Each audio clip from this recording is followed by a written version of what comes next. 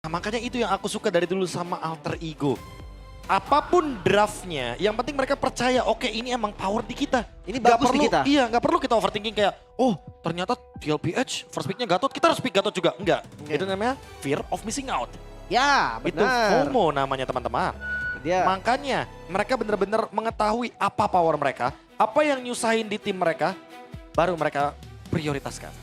itu yang menurut gua bikin Alter Ego ini jadi punya sebuah karakter. Ya, kalau ngomongin karakter juga tapi ini lihat strategi best of one.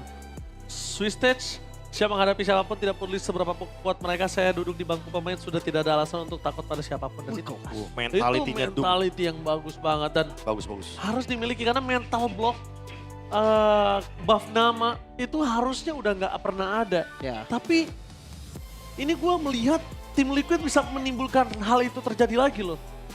Aku bisa bantah itu karena tim Falcon waktu kemarin di Day One juga mereka bermain seperti itu. Jadi kayak bukan emang karena Falconnya kena buff nama tapi emang karena gameplay mereka seperti itu rata-rata. Ya, dia Jadi mematahin gameplay orang ya. Betul, matiin gameplay orang dan buat sekarang kalau dari yang aku lihat benar-benar yang mungkin ingin Doom tunjukkan lebih tepatnya kali ya Lim ya. Yap. Kalau misalkan ya sekalipun lawannya Nino nama besar di MPL ID atau mungkin udah dikenal di berbagai macam pagelaran untuk MLBB. Yang penting dia nggak kena buff nama itu yang tadi Ranger Mas mention. Karena once, apalagi laning ya matchupnya ya. Once dia kena buff nama itu dampaknya akan kena satu timnya juga. Ya. Itu penting sih memang. Gak boleh ada mental block sama sekali. Dan sebenarnya ya, itu modal awal dari pro player gak sih? Professional player. Udah pasti. Modalnya itu dulu mental. Abis itu mekanik dan segalanya juga ya harus setara memang. Tapi untuk map, Hey, Dangerous Grass. Danger Grass. Wow. Ini map yang sebenarnya cukup fleksibel bagi Alter Ego karena mereka sempat membawakan Kaja Kagura combo. Yap, pertama Jadi, kali ya. Iya, waktu itu pertama kali mereka mempopulerkan bagaimana Kagura untuk bisa open bush dengan menggunakan Yin-nya umbrella-nya. Jadi jangan kaget kalau seandainya nanti akan ada draft-draft yang memang cenderung ingin memberikan ruang agar bush-nya lebih bisa dipegang. Oke, kita menuju ke drafting phase yang agak cukup menarik di mana udah langsung ada Leomord ditutup tanpa basa-basi di sini. Melihat kita tahu terlalu banyak pemain fighter di Alter Ego ya. Tapi gue gak kaget sama sekali kalau Kagura misalkan muncul sekarang. Karena dua item Kagura, Genius One, Lightning Truncheon ini lagi di buff. Ya, Lagi itu. Transition sih gue suka banget Bisa sekarang. Gokil jadi, emang lagi bisa jadi gokil banget. muncul. Lagi gokil banget itu item. Tapi Grok first pick ternyata ya. Ya, Grok first pick dan seperti yang udah sempat kita perbincangkan, sekalipun kita melihat adanya banning terhadap Valentina, walaupun ini spesifik ya, oke, kita bisa kok ambil Grok dengan melakukan banning terhadap Valentina, tapi selain itu, ban Valentina ini juga sekaligus memicu agar apa? Agar Black Sentence melakukan ban terhadap Sora juga. Ya, takut-takut nanti Sora di first pick dan gak ada counter sama sekali. Exactly. Itu bakal berat juga. Dua pick langsung kali ini. Dikasih kebebasan untuk milih assassinnya duluan dan Yi Sang-shin lah yang dipilih. Oke, membuka kartu dari Shin Shin. Sementara kita udah sempat pernah menyaksikan juga Yazuke dengan satu hero yang menurutku tajam sekali. Dua bahkan, Lancelot Hayabusa. Oh. Ini kalau di tangan dari Yazuke, menurutku minimal ada sedikit ancaman terutama untuk Shin. Gimana kalau misalkan tambahin satu lagi, Be? Fanny. Fanny? Sama gue lebih, jujur di antara itu semua gue lebih suka ngeliatnya main Issatsin sih.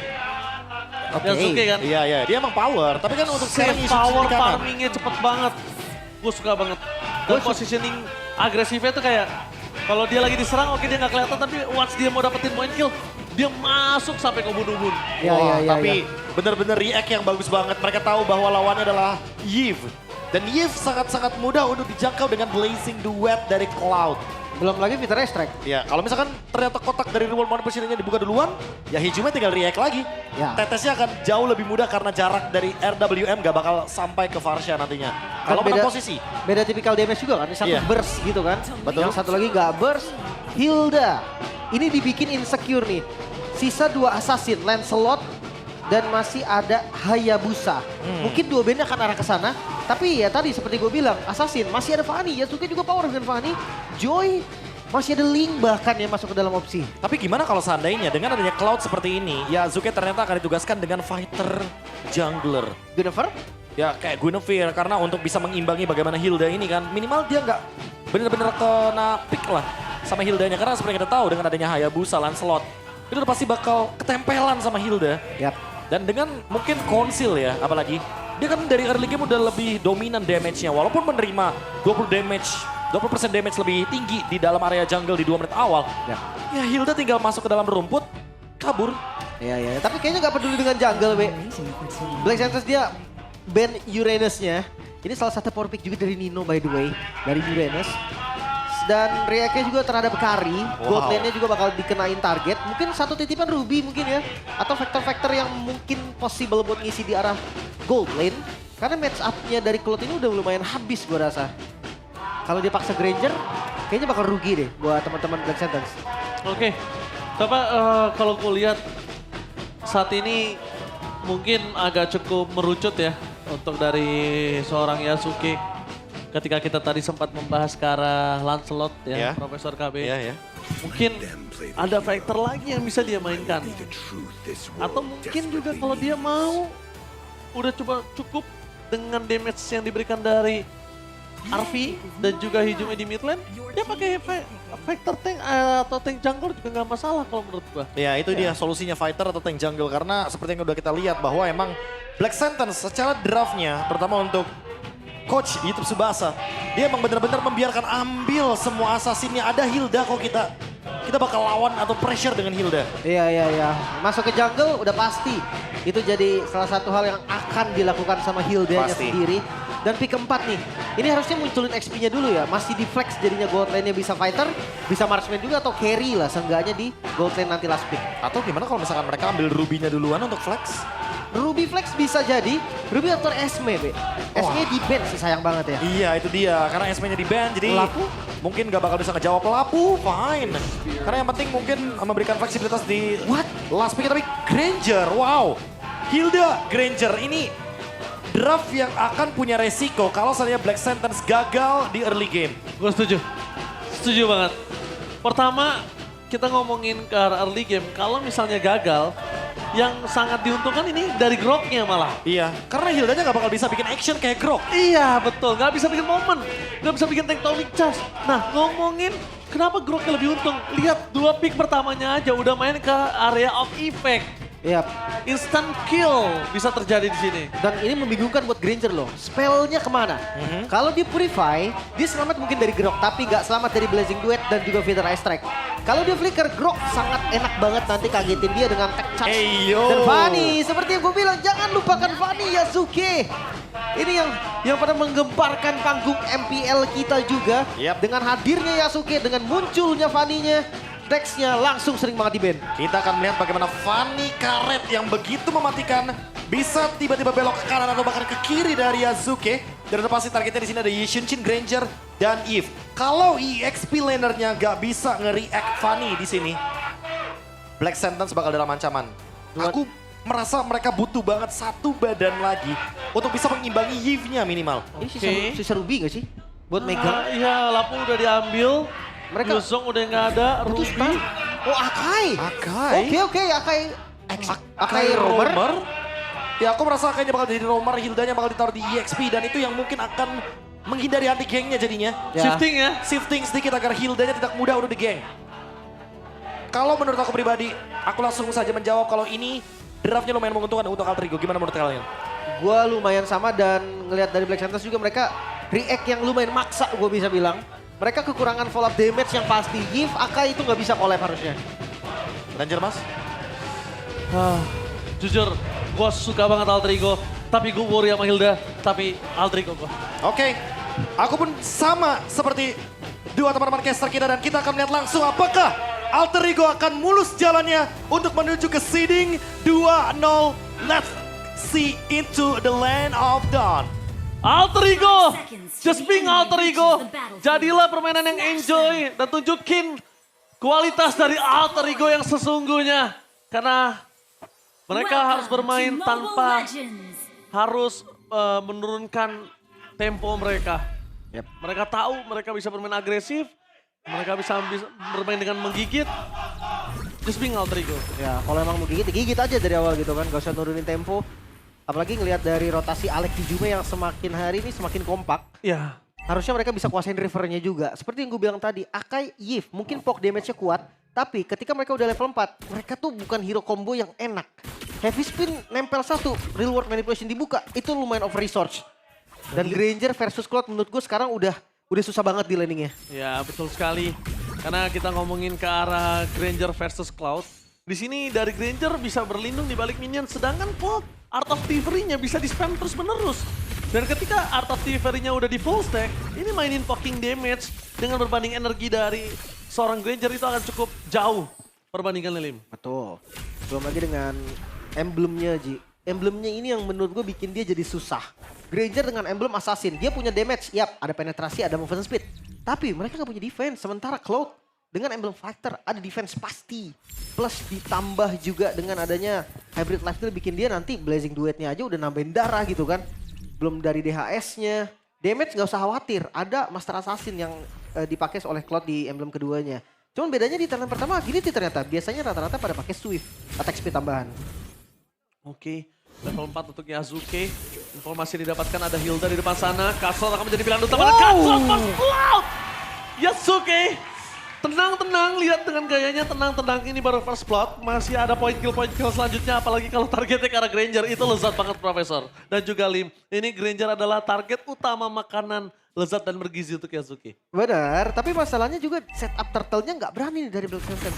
Mereka sabar menunggu, flicker kebuang lagi. Wah rugi banget.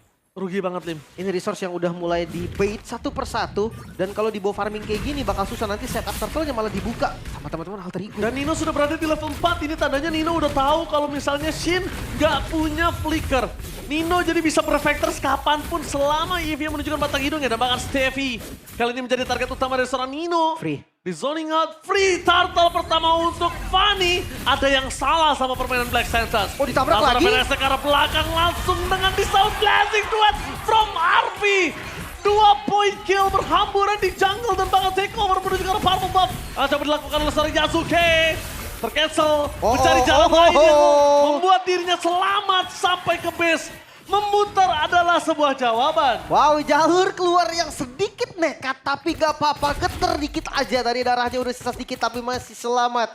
Gue mintanya nih Be, dengan early game kayak gini, Fanny Be, ini udah impian semua tim harusnya. Ya siapapun pemain Fanny yang ada di dunia ini pasti suka banget untuk early game seperti ini. Dapetin turtle, dapetin kill, purple buff invade dan gak cuma itu sih. Ini gold lead-nya bakal membuat Fanny-nya bisa kemanapun.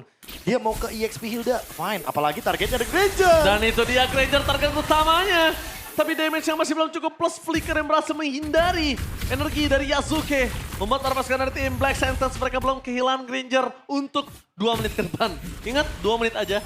Ya. Waktu selamatnya cuma 2 menit aja. Tapi itu asli 3 kabel mulus itu. Energinya irit banget, dia nggak nge-spam bener-bener langsung ke bawah, tapi 3 kabel aja. Di sisi lain Nino dan juga Orochi menurut gue ya ini so-so lah. Landingnya yang penting nggak sampai kalah jalan aja, itu garis bawahnya. Dan Nino sendirian. Ya namanya Nino versus everybody. Tapi kali ini Nino harus sudah mulai Loh, heavy di cover speed? dengan sangat baik. Last tectonic charge untuk menyelamatkan Nino.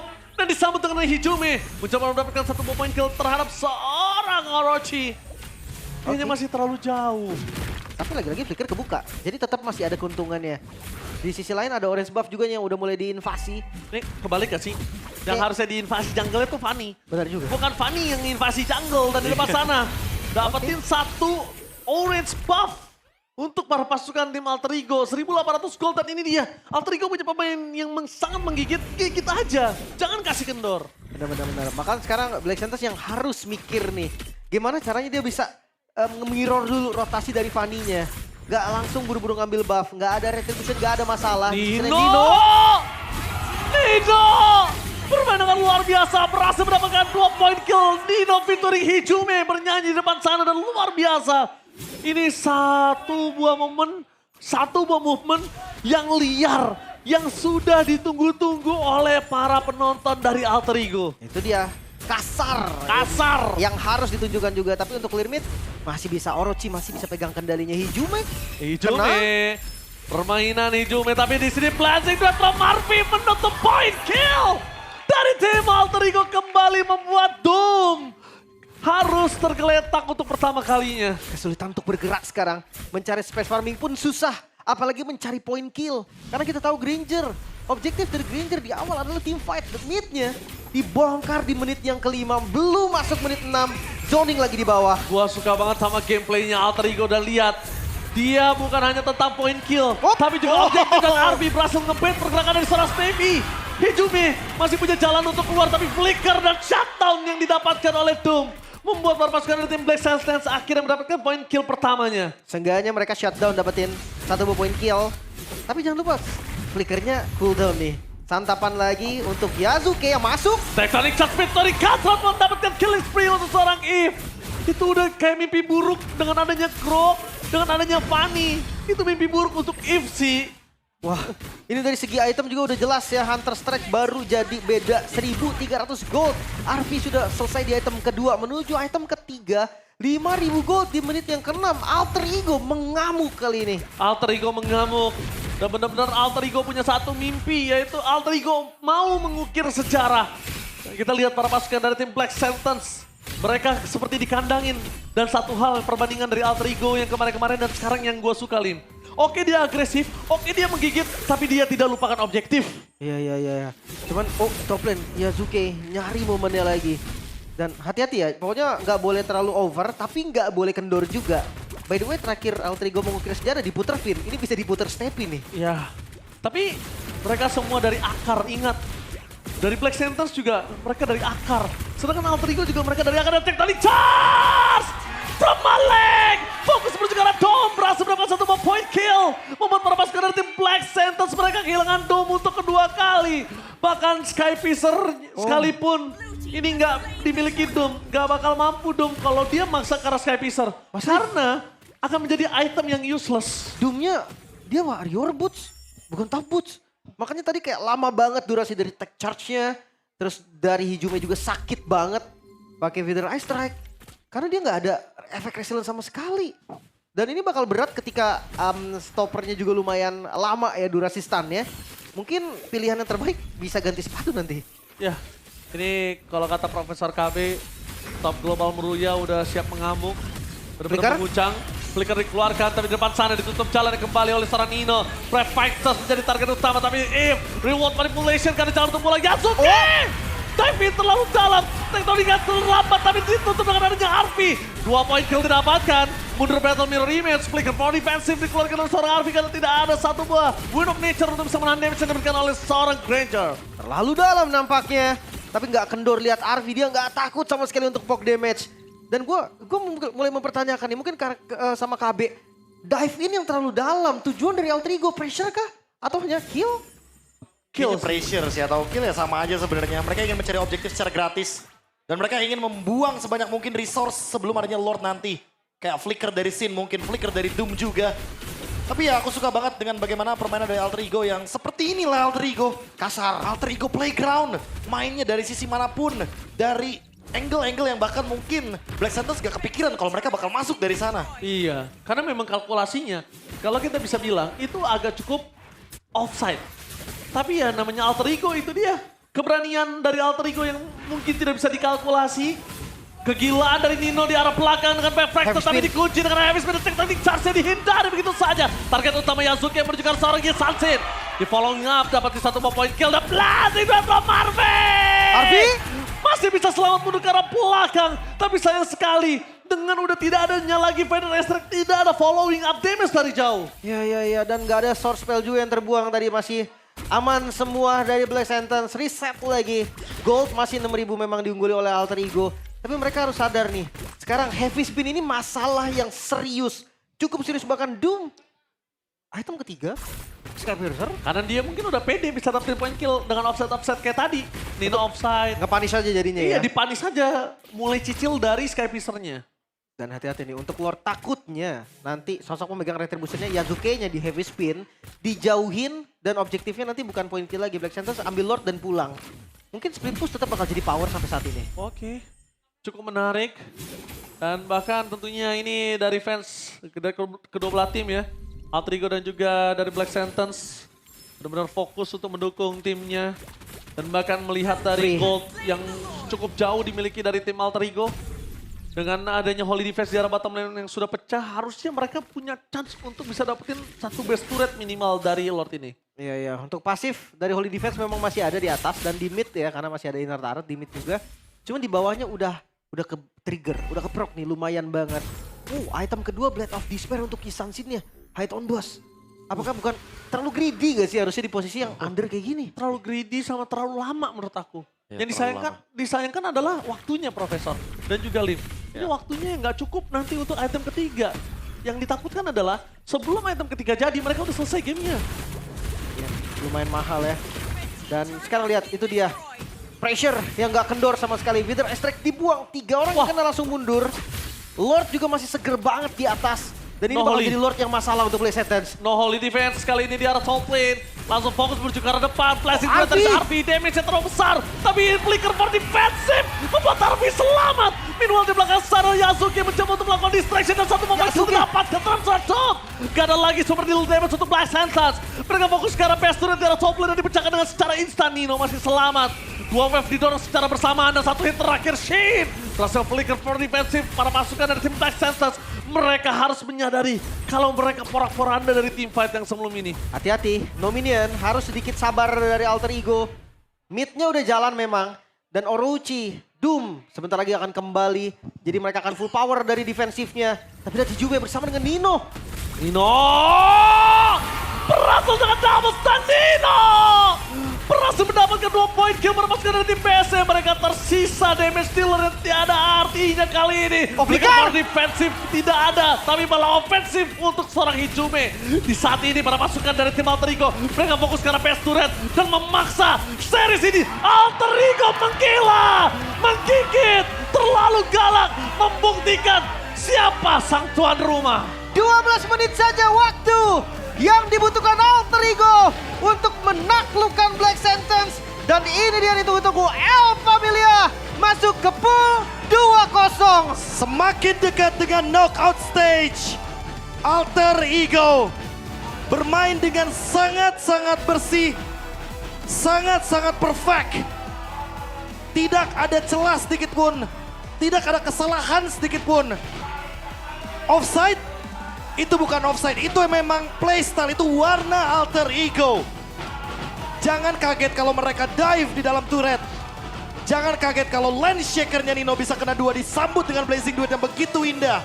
Symphony of skill, kepercayaan diri. Karena mereka sudah lead dari awal, mereka ingin punish sekeras-kerasnya Black Sentence. Ya. React pick yang bagus sebetulnya dari Black Sentence. Akai yang menjadi cancellation juga. Tapi tanpa disadari Akainya ini mematahkan di luar manipulation juga. Makanya kayak react-nya lumayan maksa. Dan di satu sisi damage-nya bukan cuma dari Yasuke. Mereka punya Arby, mereka punya Hijume, Nino punya damage. Bahkan sampai Alec pun.